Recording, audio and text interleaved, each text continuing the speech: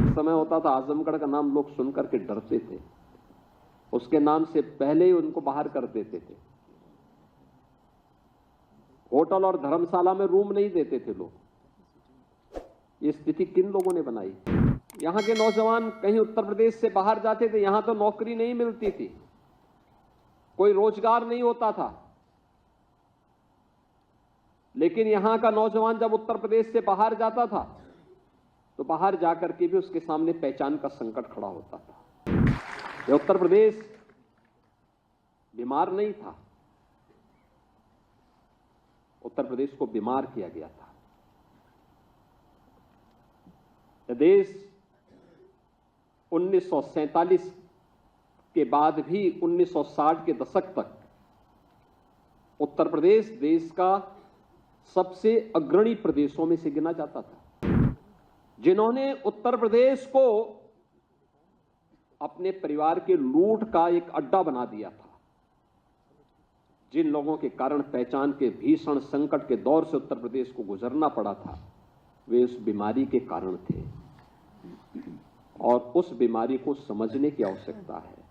यह उत्तर प्रदेश बीमार नहीं था, उत्तर प्रदेश को बीमार किया गया था।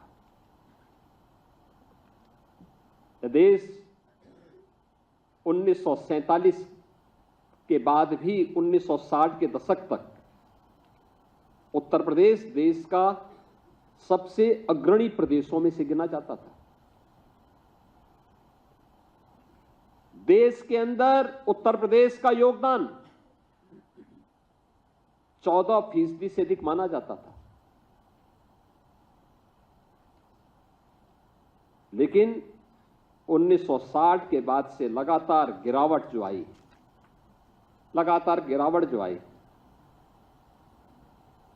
1990 के बाद लगातार इसमें और तीव्रता के साथ ये गिरावट आती गई और 2017 आते आते उत्तर प्रदेश का देश के विकास में योगदान 8% से भी कम हो गया था। हर शासन की योजना में उत्तर प्रदेश पीछे होता था। क्या खाद्यान्न उत्पादन में, क्या प्रदेश के अंदर इंफ्रास्ट्रक्चर में, क्या इन्वेस्टमेंट में, किसी भी फील्ड में उत्तर प्रदेश एकदम पिछड़ता गया। यहां के नौजवान कहीं उत्तर प्रदेश से बाहर जाते थे, यहां तो नौकरी नहीं मिलती थी, कोई रोजगार नहीं होता था। लेकिन यहां का नौजवान जब उत्तर प्रदेश से बाहर जाता था तो बाहर जाकर के भी उसके सामने पहचान का संकट खड़ा होता था। आज मैं देख रहा था आजमगढ़ का नौजवान भी जब यहां पे चयन हुए हैं, आजमगढ़ की बेटियां भी जब चयनित हुई हैं, मैं देख रहा था एक समय होता था आजमगढ़ का नाम लोग सुनकर के डरते थे, उसके नाम से पहले ही उनको बाहर कर देते थे। होटल और धर्मशाला में रूम नहीं देते थे लोग। ये स्थिति किन लोगों ने बनाई? इन लोगों ने बनाई जिन लोगों ने प्रदेश को दंगों की आग में झोंक करके प्रदेश के सामने पहचान का एक संकट खड़ा किया था, जिन्होंने उत्तर प्रदेश को अपने परिवार के लूट का एक अड्डा बना दिया था, जिन लोगों के कारण पहचान के भीषण संकट के दौर से उत्तर प्रदेश को गुजरना पड़ा था, वे उस बीमारी के कारण थे और उस बीमारी को समझने की आवश्यकता है। और ये आपका सौभाग्य है, याद रखना, कार्य कोई बड़ा नहीं होता, कोई छोटा नहीं होता। जहां अवसर मिले वहां अपनी प्रतिभा का भरपूर उपयोग करिए और याद रखना, आगे के बढ़ने की संभावना अपने आप आपके जीवन में आती हुई दिखाई देगी जब भी आप ईमानदारी के साथ, पूरी प्रतिबद्धता के साथ अपनी जिम्मेदारियों का निर्वहन करेंगे। तो न केवल आपके लिए आगे बढ़ने के अवसर होंगे, बल्कि प्रकृति और परमात्मा की कृपा भी आप पर उसी प्रकार से बनेगी जिस प्रकार से आपने इस पूरी व्यवस्था के साथ देखा होगा। आज आप इस बात को कह सकते हैं कि चयन की प्रक्रिया में आपके साथ न भेदभाव हुआ है, तो आपको भी किसी के साथ कोई भेदभाव नहीं करना है। 25 करोड़ जनता के लिए आपको सेवा का अवसर प्राप्त हो रहा है। और याद करना, ये मिशन रोजगार के साथ हम लोग नियुक्ति पत्र वितरण के कार्यक्रम को इसीलिए जुड़ते हैं क्योंकि प्रधानमंत्री जी इस बात को कहते हैं कि यह इस बात का संकेत होना चाहिए कि किसी के साथ अन्याय नहीं हुआ है, न होना है। तो अगले व्यक्ति की भी गारंटी होनी चाहिए कि वह भी इस बात की गारंटी के साथ जुड़े कि कोई भेदभाव हम भी नहीं होने देंगे, न करेंगे।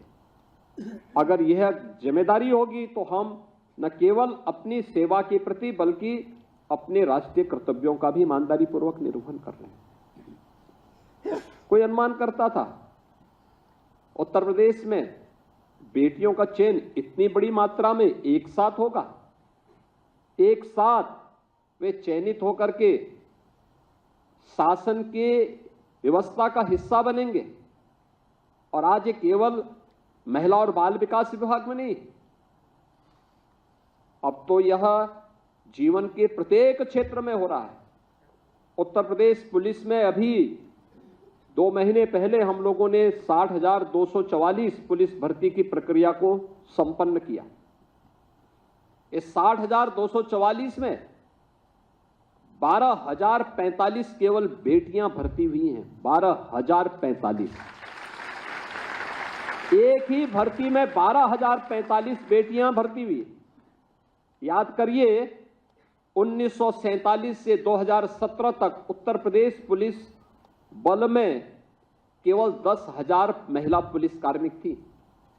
और यहां पर हम लोग जो भर्ती कर रहे हैं, उस भर्ती में पिछले 8 वर्ष में हम लोगों ने 40,000 से अधिक बेटियों को केवल उत्तर प्रदेश पुलिस बल में भर्ती किया। 40,000 से अधिक। यानी ऐसा नहीं कि प्रतिभा की कमी उनमें पहले भी रही हो, लेकिन अवसर नहीं मिलता था। 1,56,000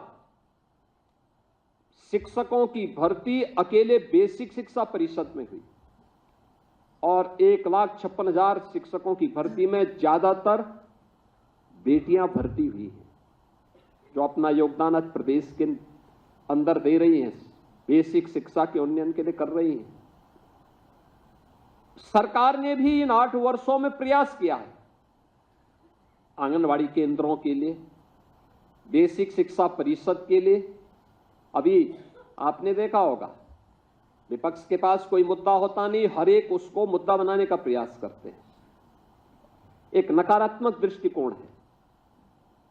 जिन लोगों की नकारात्मक दृष्टिकोण ने प्रदेश को बीमारू बनाया था, आज उनके द्वारा उठाए जाने वाले वे नकारात्मक मुद्दे फिर से प्रदेश को उसी झंझावत में, उसी जाल में उलझाने का प्रयास करते हैं। जब हम लोगों ने कहा कि प्रदेश के अंदर जर्जर विद्यालयों को शिफ्ट करना चाहिए, क्योंकि आपने देखा होगा एक राज्य में एक जर्जर विद्यालय भवन गिर गया, अनेक बच्चे उस जर्जर भवन के नीचे दब करके मर गए, दर्जनों बच्चे घायल हो गए। इस जनहानि, जो बच्चे चले गए, जो गंभीर रूप से घायल हो गए, क्या उनको कोई भरपाई कर पाएगा? लेकिन बीमार मानसिकता किस रूप में कटघरे में खड़ा करने का प्रयास करती है।